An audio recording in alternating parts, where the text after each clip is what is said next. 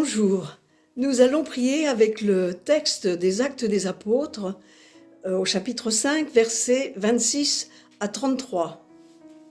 Après la Pentecôte, les apôtres sont remplis d'Esprit Saint et annoncent Jésus-Christ avec force à Jérusalem, souvent dans le temple. Leur prédication et leur emprisonnement se succèdent.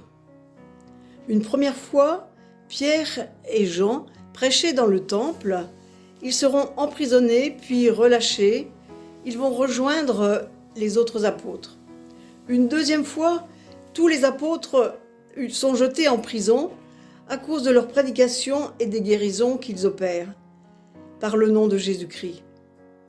Mais l'ange du Seigneur ouvrit les portes de la prison, les apôtres sortirent et ils allèrent dans le temple. Ils instruisaient le peuple dans le temple. Et là commence notre texte, verset 27. Après avoir lu ce texte, nous pouvons demander la grâce de se laisser habiter par l'Esprit Saint chaque jour et d'avoir l'audace et l'assurance d'annoncer le Christ et son évangile.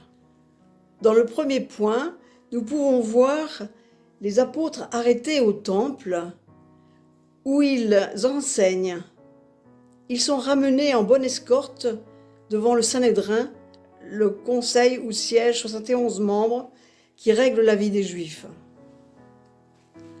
Dans un deuxième point, nous pouvons entendre le grand prêtre qui interroge les apôtres et leur dit « Nous vous avions formellement interdit d'enseigner au nom de celui-là, c'est-à-dire au nom de Jésus-Christ, c'est-à-dire de dire ses paroles, de raconter sa vie et interdiction de dire son accusation et sa mort ignominieuse. » Dans un troisième point, nous pouvons entendre Pierre et les apôtres remplis d'assurance dans une belle prédication apostolique qui déclare « Le Dieu de nos pères a ressuscité Jésus, que vous aviez exécuté. » Ils annoncent la résurrection de Jésus et rendent coupable le Sanhédrin de la mort de Jésus.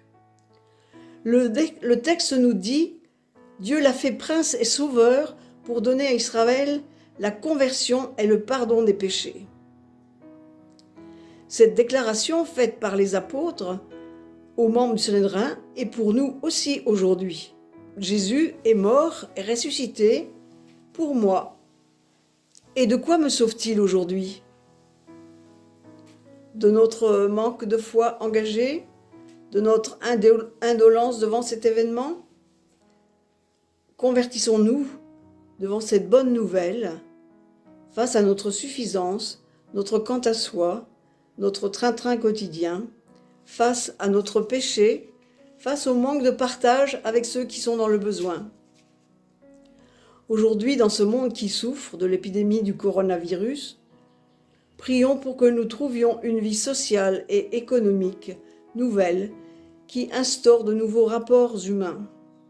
Prions aussi pour que nous annoncions le Christ, ressuscité, notre Sauveur, par nos actions et par la parole.